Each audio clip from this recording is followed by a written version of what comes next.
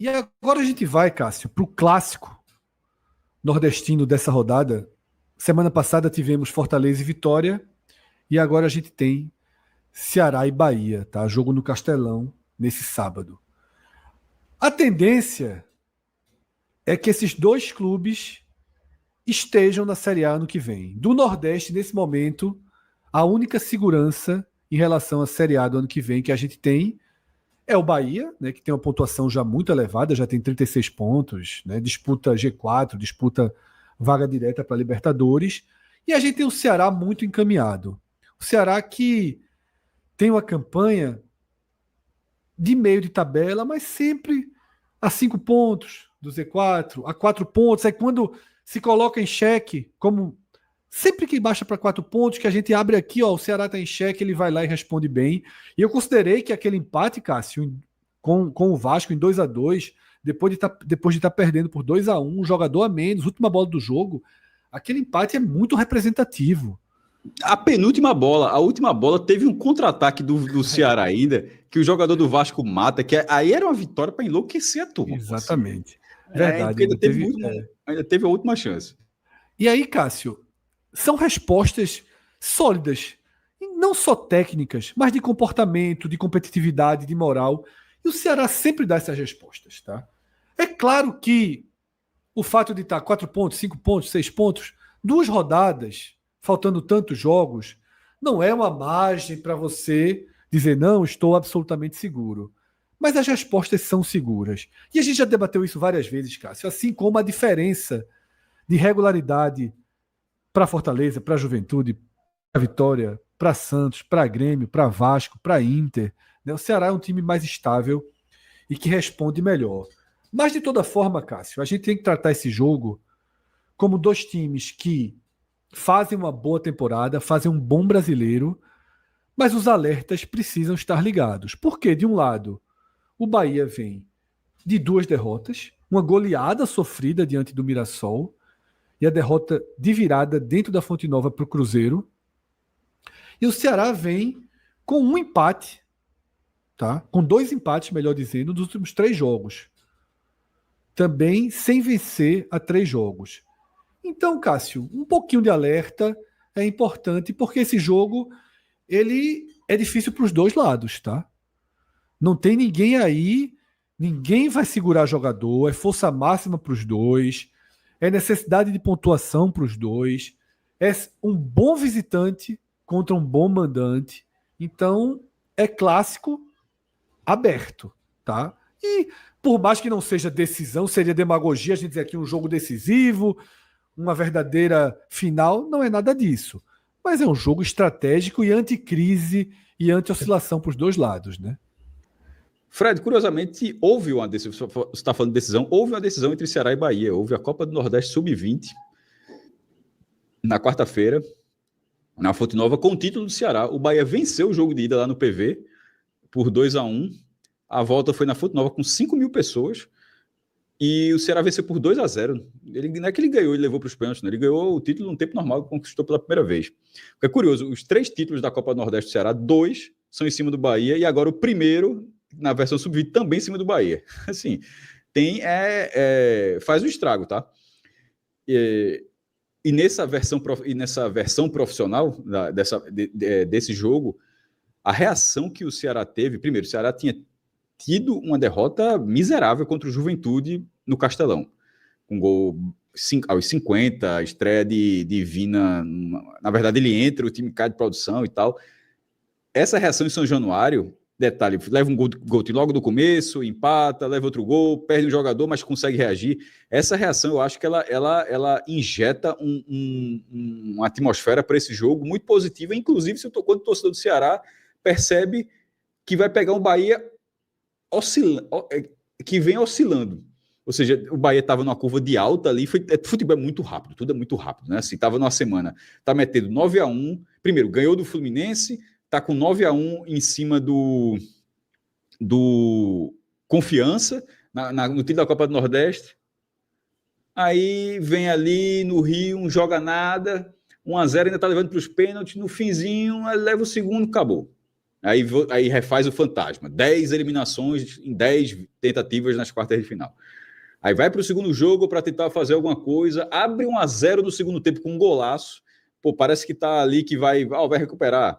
Aí toma a virada do Cruzeiro. Então, assim como teve nesse mesmo mês, teve a festa do inédito pentacampeonato, o Bahia que vai para o Castelão, e já é um Bahia assim, com redes sociais enchendo o saco dos caras, com pressão interna, com uma reação do público, e ainda teve, para completar, ainda teve até sub-20, que cara, não tem uma morgada também, tá? Assim, tem pelo menos aquela parcela do torcedor que se envolve com tudo do clube. O cara não vai ignorar que acabou de perder a Copa do Nordeste para o Ceará, ou seja, perdeu para os caras, ainda vai ter um jogo do profissional.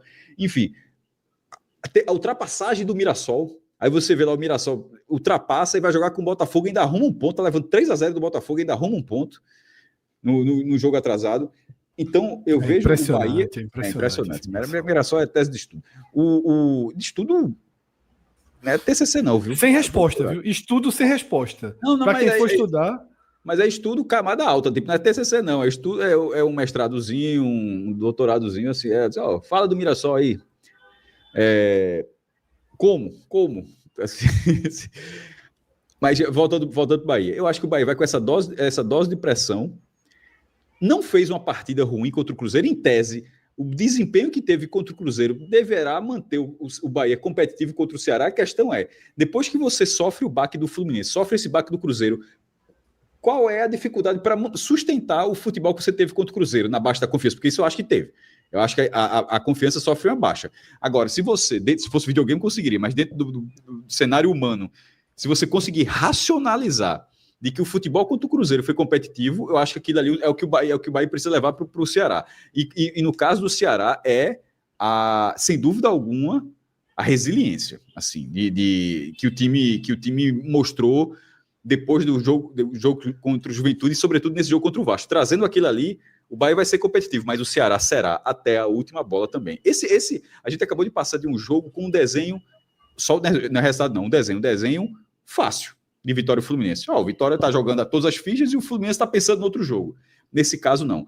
Nesse caso, tem elementos para você pensar, tá mais pro Ceará, mas o futebol do Bahia foi bom, mas o Ceará tá no momento melhor, mas o Bahia tem mais jogadores, mas também tem muitas lesões, o Ceará joga dentro de casa, assim, eu tô até curioso para saber como é que, tá muito pequena para mim ali, mas para saber como é que vai ser a odd quando for falar, porque eu enxergo aqui, me parece, Fred, o flerte com o equilíbrio ali, tá? Dentro de Bahia, eu não iria nesse jogo, não. Cássio, já que você perguntou, a gente antecipa, tá? Equilíbrio total. 2,61, o Ceará levemente favorito. Não é teatro não, tá? Porque quando a gente está gravando aqui, só para tu, quando a gente está gravando aqui, a gente não está gravando na tela cheia, tá? Porque tem outras coisas abertas. Eu estou gravando e o negocinho ali do celular, aquela tela ali, realmente está pequena para mim. Eu não consigo, eu estou ficando cego, então não consegui ver o número. Não tem nada combinado. Eu vou dizer que é equilibrado, e aí Fred vai falar, é equilibrado. Essa aqui é realmente, eu falei sem ver o que tem escrito ali.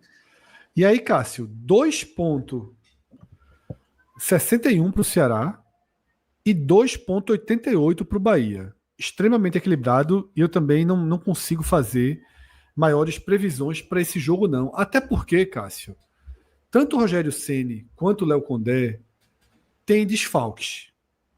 No caso de Rogério Ceni, já virou uma via crucis de desfalques. Isso tem sido recorrente. Todos os jogos do Bahia, a gente debate o pós-jogo, o pré-jogo, sempre passando pelo peso das ausências.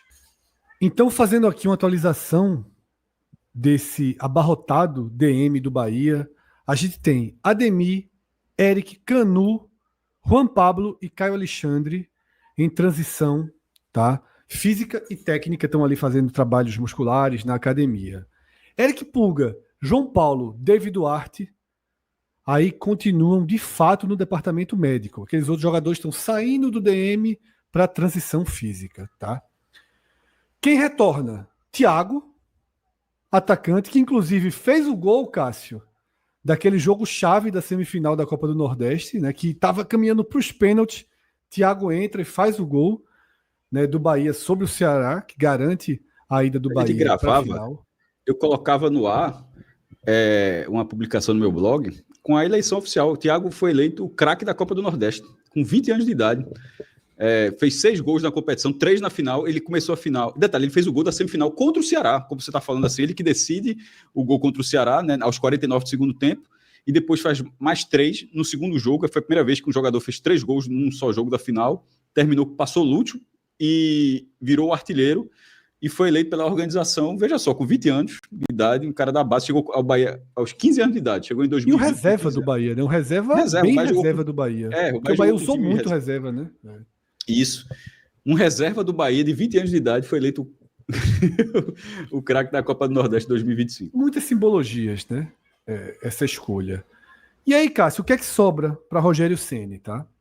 Provável time do Bahia. Ronaldo segue no gol. Arias, Gabriel Xavier, Ramos Mingo e Juba, né, formam ali a defesa.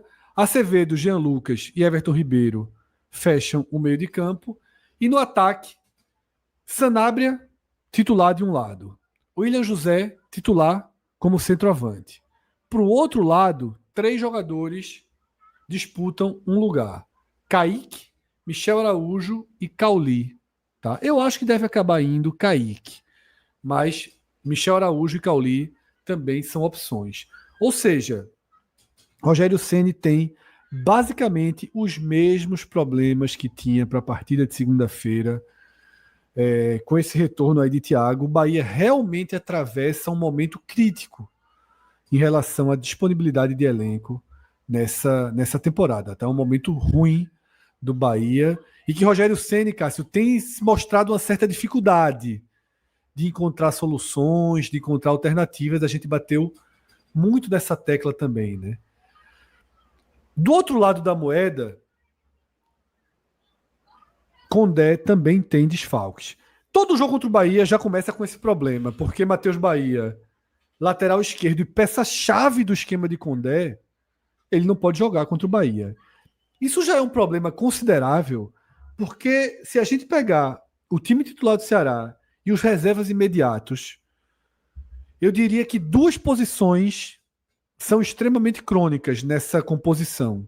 A lateral de esquerda e o centroavante. Mas eu ainda acho que ter Ailon no lugar de Pedro Raul, por exemplo, pesa menos do que ter Nicolas no lugar de Matheus Bahia. Tá?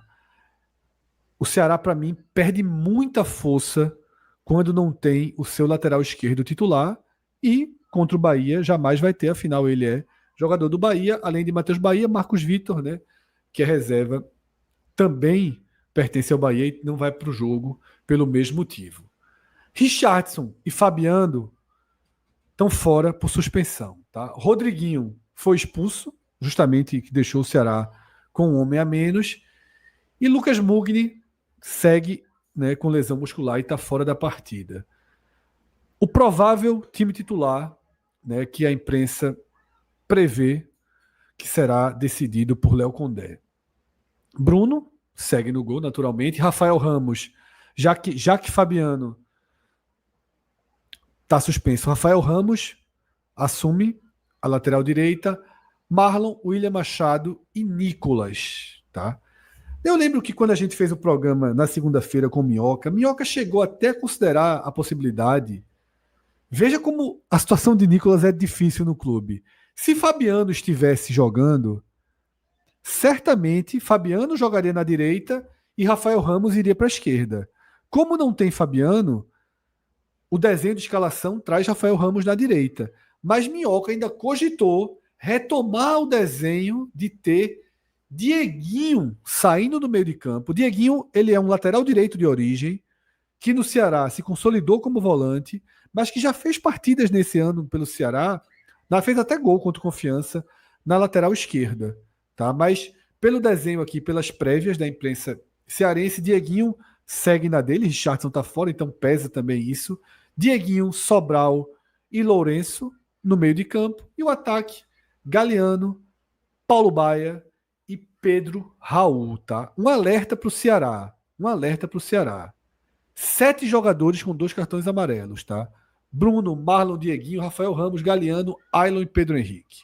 7 jogadores, 5 começam como titular, e Ailton e Pedro Henrique são jogadores que estão sempre presentes na campanha, né? Pô, Pedro Henrique fez gol, né, contra o Vasco e são jogadores que quando conta, então é um alerta realmente, porque isso pode significar uma próxima rodada também com muitos desfalques para o Ceará, tá? Então, Cássio, a gente já passou pelas odds, um jogo extremamente aberto, um jogo extremamente igual, tá?